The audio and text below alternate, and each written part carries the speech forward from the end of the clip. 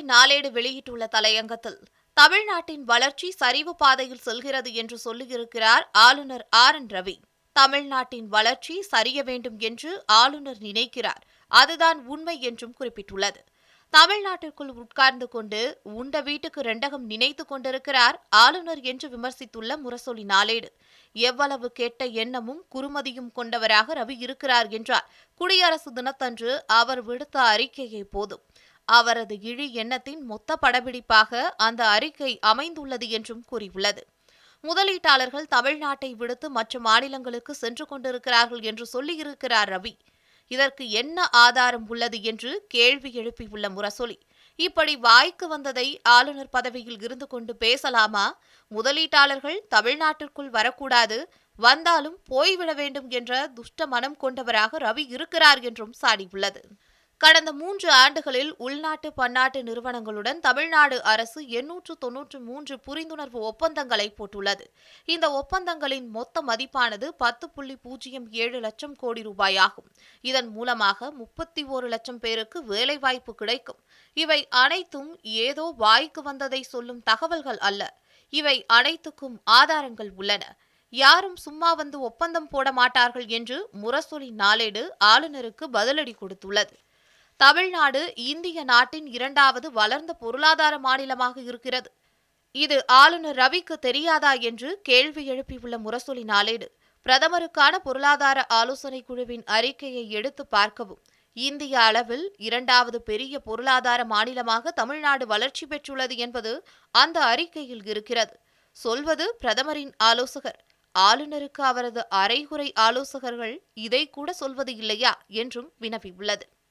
தேசிய மொத்த உள்நாட்டு உற்பத்தியில் 5.4 விழுக்காடாக இருந்த தமிழ்நாட்டின் பங்கு கடந்த 4 ஆண்டுகளில் 9.21 விழுக்காடாக உயர்ந்துவிட்டதை அவர் அறிய மாட்டாரா என்று கேள்வி எழுப்பியுள்ள முரசொலி நாளேடு, பொருளாதார சமூக குறியீடுகள் அனைத்திலும் தமிழ்நாடு வளர்ச்சியை எட்டியிருக்கிறது என்பதை ஒன்றிய அரசின் அறிக்கைகளே சொல்கிறது.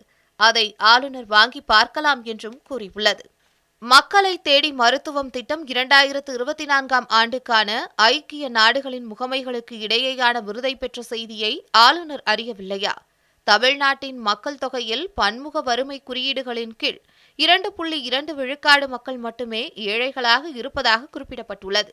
இது தேசிய சராசரியான 14.96 விழுக்காட்டை விட மிக மிக குறைவு என்பதை தன்னை சுற்றியிருக்கும் அதிகாரிகளை கேட்டு தெரிந்து கொள்ளலாமே ஆளுநர் என்று முரசொலி நாளேடு கூறியுள்ளது. இந்திய நாட்டின் மொத்த பெண் தொழில் பணியாளர்களில் 41 விழுக்காடு பெண்கள் தமிழ்நாட்டில் உள்ளனர்.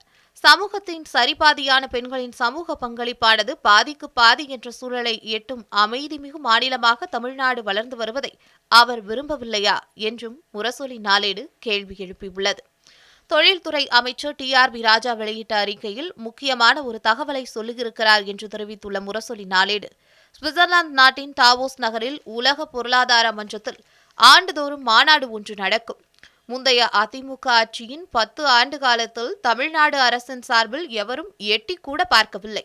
திமுக அரசு அமைந்த பிறகு கடந்த 3 ஆண்டுகளாகத்தான் தமிழ்நாடு அரசின் சார்பில் தொழில்துறை அமைச்சரும் துறை சார்ந்த அதிகாரிகள் வல்லுநர் குழுவும் பங்கேற்று வருகிறார்கள் என்றும் குறிப்பிட்டுள்ளது. இதுகுறித்து அறிக்கை வெளியிட்டிருக்கும் தொழில்துறை அமைச்சர் TRB ராஜா வெளியிட்ட அறிக்கையில் முக்கியமான ஒரு தகவலை சொல்லியிருக்கிறார். இந்த ஆண்டு கலந்து கொண்ட போது டாவோஸ் உலக பொருளாதார மன்றத்தில் இந்தியா பெவிலியனை தொடங்கி வைக்கும் நிகழ்விலும் தமிழ்நாட்டிற்கு முக்கியத்துவம் அளிக்கப்பட்டு மராட்டிய மாநில முதலமைச்சர் மற்றும் சில மாநிலங்களின் அமைச்சர்களுடன் இணைந்து அந்த நிகழ்வில் பங்கேற்றேன். தமிழ்நாட்டில் கடந்த 3 ஆண்டுகளில் உருவாகியுள்ள தொழில் வளர்ச்சியையும் தொழிற்கட்டமைப்புகளையும் புதிய முதலீடுகளுக்கான சூழலையும் விளக்கி ஏற்கனவே தொழில்துறையில் வளர்ந்துள்ள மாநிலங்களுடன் ஒருங்கிணைந்து இந்தியாவின் பொருளாதார வளர்ச்சிக்கு தமிழ்நாடு ஆற்றி வரும் முக்கிய பங்கினை குறிப்பிட்டேன் என்று குறிப்பிட்டிருக்கிறார் தொழில்துறை அமைச்சர் என்று முரசொலி நாளேடு கூறியுள்ளது. தமிழ்நாட்டின் முன்னேற்றமானது ஸ்விஸ் வரைக்கும் பரவியிருக்கிறது.